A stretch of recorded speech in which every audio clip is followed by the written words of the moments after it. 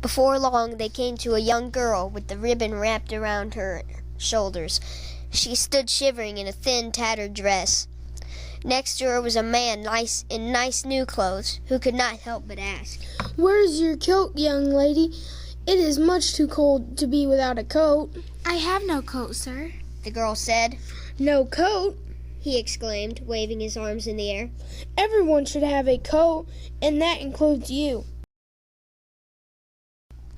You see, I am a tailor. I make clothes, and I especially love making coats. Why, I have dozens of coats in my shop. I have green ones and orange ones, large ones and small ones, and I'm quite sure I have one just right for you. It would make me very happy to give you a coat to keep you warm." The little girl smiled. The king was amazed. It was the first smile he'd seen in the kingdom in a long, long time. Even his frown was growing smaller. "The magic is working," he thought. He turned to the weaver and said, "Please show me." Next, they came to a very thin old man. Beside him, holding the ribbon, was a round lady wearing a white apron and a floppy white hat. "What is that growling?" the lady asked. "Excuse me, ma'am," said the old man. "that is my stomach. I hope I didn't frighten you." "I've never heard such a growl from a tummy," the lady said. "Have you had nothing to eat today?" "No," said the old man. "I've had no food for 2 days." "Heavens!" she cried. "No food for 2 whole days? Why, I can't go more than 2 minutes without a little something to silence my tummy." "Allow me to introduce myself. I am the village baker. If you come to my shop today, I'll fill your belly with warm bread and the finest cakes and pies in the kingdom." "Thank you, kind lady, but I have no money," the old man said.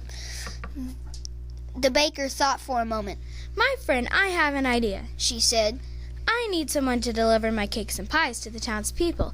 If you help me, I'll pay you a fair wage. That way you can buy food and we'll never hear your tummy complain again." "I'll do it," the old man said. Again, the king was amazed by what he heard. His frown almost vanished, and he asked to see more.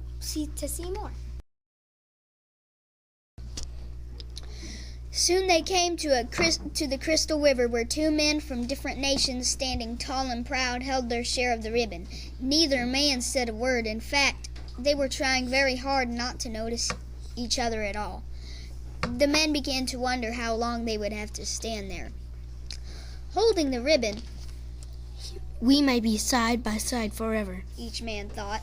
"Yet I cannot let go of the ribbon. I will not be the one to break the magic."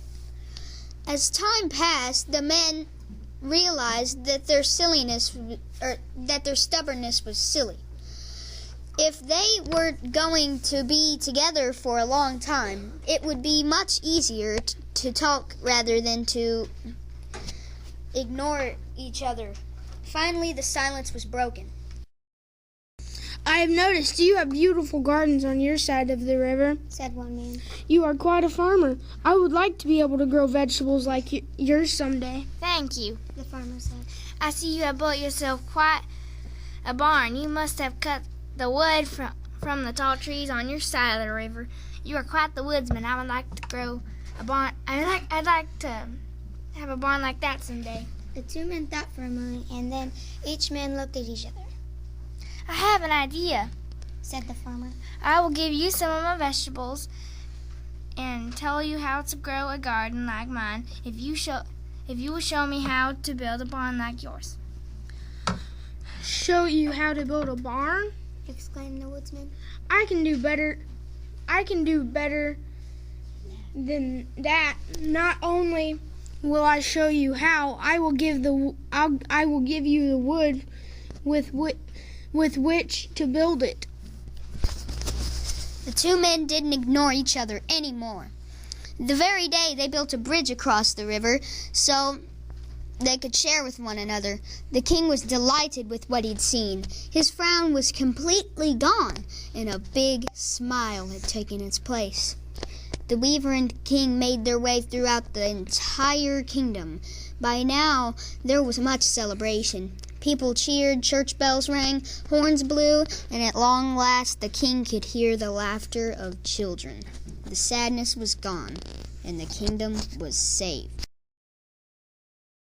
The king and the weaver returned to where it had all begun, approaching the castle's gates, where they watched as the last person in the kingdom pulled the ribbon from the brown leather sack. Suddenly, the king began to panic. There was still more ribbon in the sack. It must not touch the ground, he thought, and so he raced to catch it. Before he could reach the big brown sack, the last feet of the ribbon lifted out and fluttered in the breeze. Slowly, very slowly, the ribbon fell softly to the ground. The king dropped to his knees. His sad old frown returned. A tear puddled in his eye and rolled down his cheek. The last hope to stop the sadness and save the kingdom is gone. What on earth will I do now? As the king stared at the ribbon lying on the ground, he noticed something wonderful. People were cheering, bells were ringing, horns were blowing, the children were laughing. Though the ribbon had touched the ground, the celebration had not stopped. The magic is still working, the king shouted as he jumped to his feet. My dear weaver, your red ribbon is more powerful and amazing than you imagined. You must tell me how you made it. What is the magic? Where does it come from? The weaver saying nothing, simply held out his hands and pointed toward the people. The king was puzzled. I don't understand, he said. Then he looked out into the faces of his people and listened to their voices. A big smile covered the king's face as he realized. The magic is not the weaver's ribbon.